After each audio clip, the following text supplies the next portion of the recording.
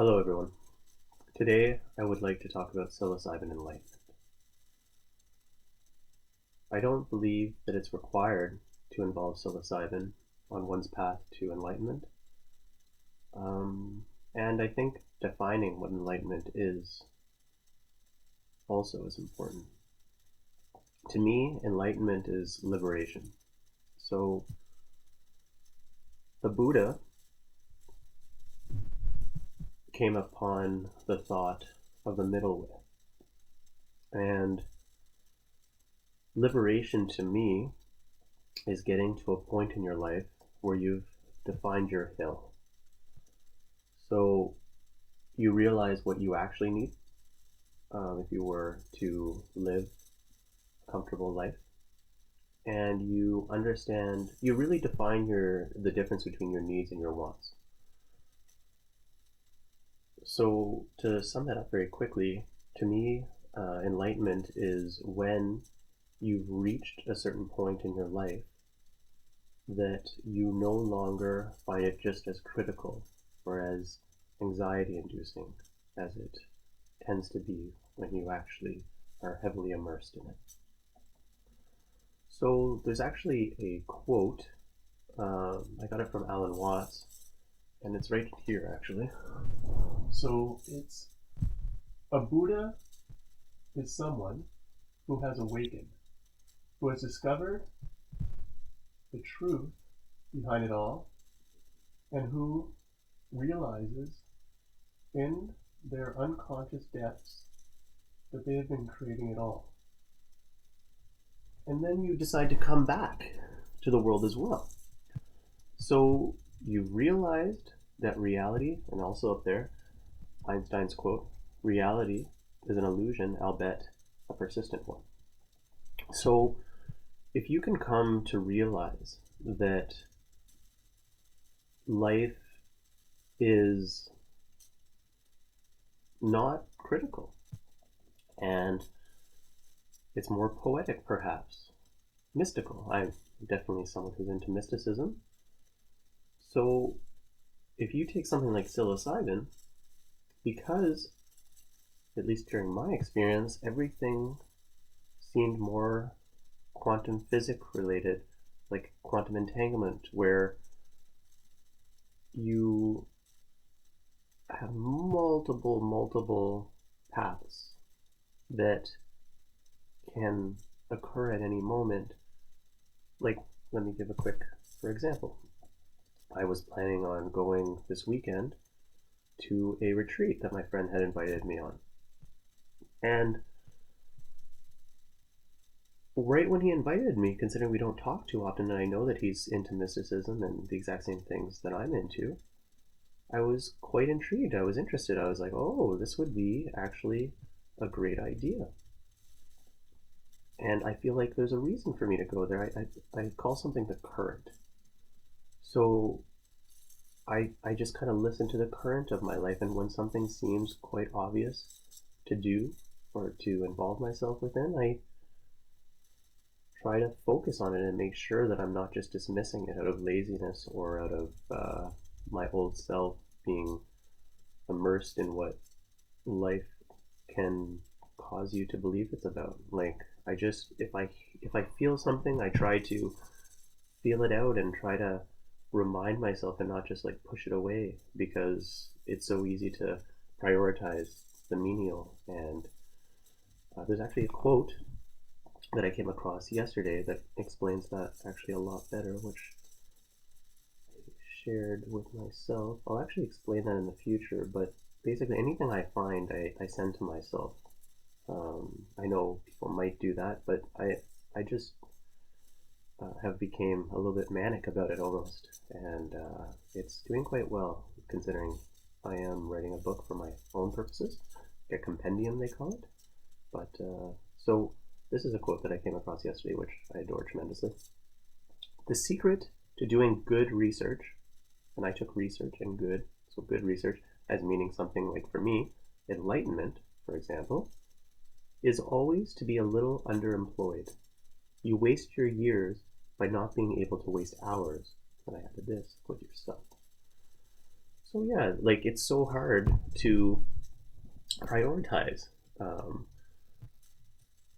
bringing poetry into your life. Charles Darwin, before he died a few weeks beforehand, in his journal, he wrote, "If I could go back, I wish I would have listened to more music and read more poetry."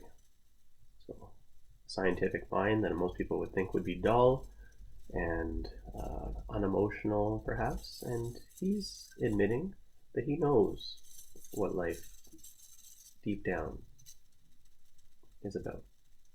It's not about not that he knew he was going to be as popular and talked about for centuries after his death, but um, the reality is that is what can make life flattering to be part of, and even make you aware of the romance between perhaps yourself and God. So back to psilocybin enlightenment, and this is going to be a few parts. This is part one of this kind of topic, but psilocybin enlightenment is basically providing you the ability to go through ego death. And if you go through ego death and you die before you die, which is an old saying on the road to Ulysses, um, the Greeks were big about going through a enlightenment of this form. Most philosophy, actually, I've been quite surprised to find out. I read the Bible and came across the book of Ecclesiastes. I was just listening this morning to an audiobook about Ikigai, which is the Japanese philosophy of meaning. And Buddhism is finding the middle way, and also there's quotes. There's the Tibetan book of Living and Dying, where it quotes Buddha as saying, like, really, when one comes to this form that's very similar to ego death or psilocybin enlightenment, who knows, maybe they did take stuff, or maybe meditation can bring you to that extreme awareness and liberation. And I would think so, considering the Tibetan book of the dead does talk about the same form of liberation that I'm talking about. It's just dying before you die. So yeah, Buddha's quote was basically saying, like, what a luxury, or I'm paraphrasing right now because I'd have to come across that quote, but yeah, what a gift it would be to come to this point of being aware of the fact that you will die, and that you actually taste it to a point that it's not just like a far out reality, and then you're back here in life afterwards, and you're just saying, well, what do I want to make of it now, and how do I want to prepare for it? And the Jean-Paul Sartre quote, if you're bored when you're alone, then you're in bad company. Well, all you've ever known is your own mind. Perhaps solipsistically, you will be somewhat alone for an eternity.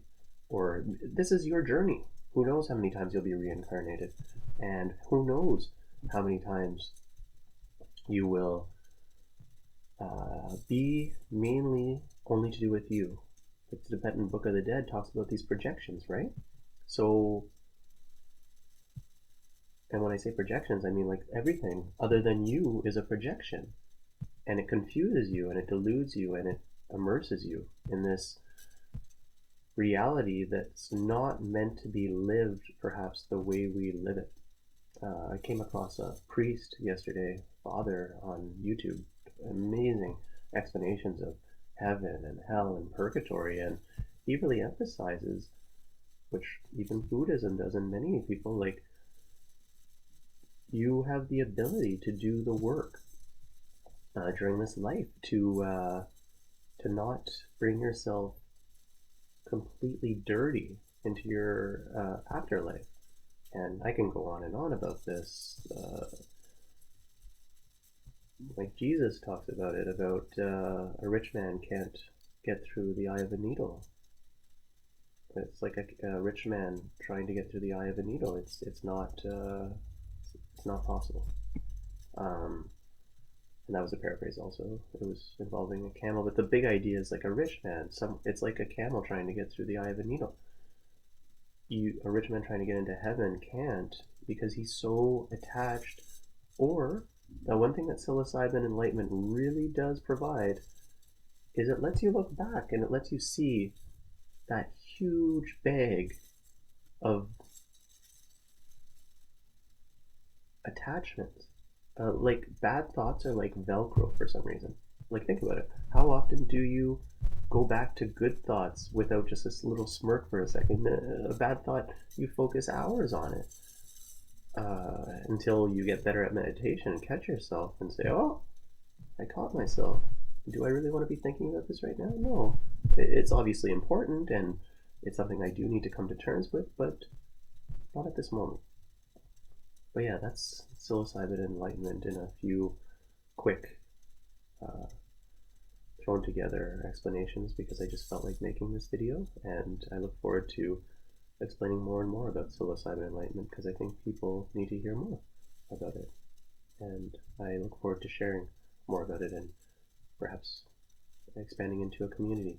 I have no intentions of living life normally from now on, and I look forward to broadening my horizons and meeting and joining new communities of thought and ways of living to stop myself from getting too wrapped up in what this society is all about, which I'll listen to that video again about the father, but he really explained it really well, how people live life completely as though they will never die. And they live life also in a way that doesn't represent any path to enlightenment. But I will listen to that video again and explain it much more clearly and hopefully connect the dots much better. Have a great day, everyone.